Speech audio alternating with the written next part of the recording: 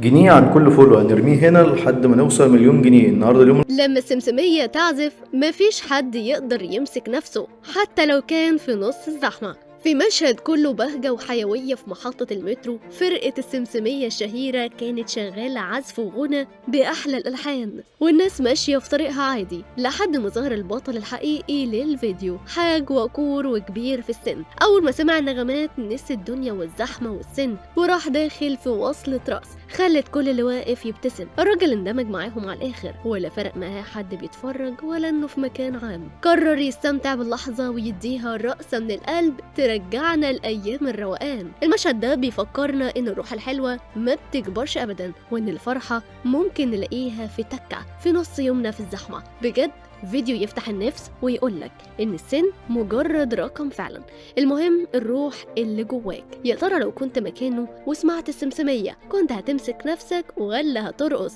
شاركونا بكلمة ربنا يسعده في التعليقات.